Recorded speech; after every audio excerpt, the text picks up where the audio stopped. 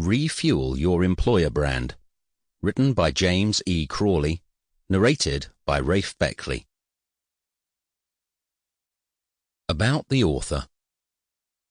James started his professional life as a submariner in the Royal Navy, possibly the best free management training school in the world. After a few very enjoyable years, he decided that seeing further than 10 feet occasionally would be nice, and some daylight wouldn't go amiss either. So he packed his bags and after an 18-month notice period, set off from the Barrow-in-Furness submarine building centre in search of his wife, whom he had last spotted in Kent in a house he vaguely remembered buying. He, having met a few headhunters on his own job search, fell into the world of executive search, started as a researcher, and worked his way up. 2 startups, 2 turnarounds, a PLC, a venture capital-backed rocket ship of company later, 1 divorce, the installation of Wife version 2.0 Plus with 2 pre-installed apps and an awful lot of fun later, James found that he had transitioned from a pure exec search consultant into a broad business consultant with a focus on talent. Somehow 20 years had passed, and realizing that no existing company would work the way he wanted it to, he launched JCM Advisors, JCM, an international talent management and business consulting firm.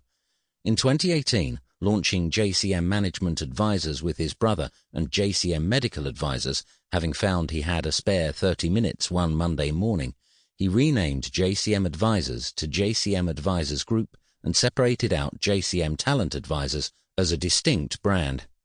Still working with the leadership teams of some of the world's top professional services firms who were clients that have been loyal for nearly 2 decades, the core mission for JCM is now to help smaller, faster-growing companies learn from their predecessors' mistakes. Whilst still maintaining a London presence, James tries to hide away in Kent when not on active engagements. He also spends 30% of his time working with local and national charities ranging from the British Red Cross to South East 4x4 Response. He is also the lead governor of South East Coast Ambulance Service and a community first responder. Chapter 1. Setting the Scene.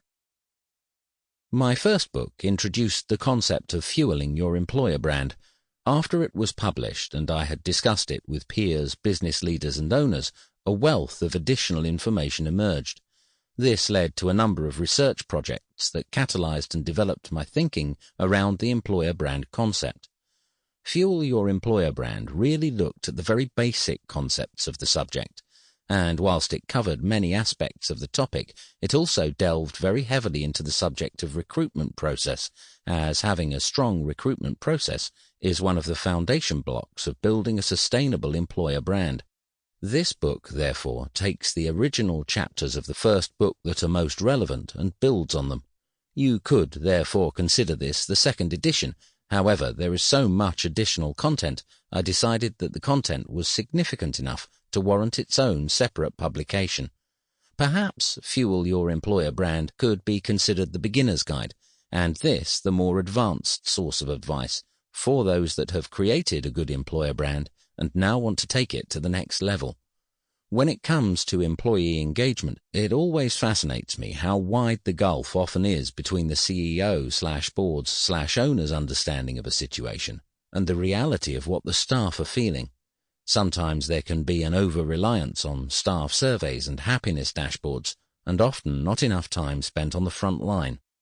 Don't get me wrong, we use tools such as Engagement Multiplier, and they are very powerful tools, but these are all active methods that rely on people answering surveys in a consistent and accurate manner.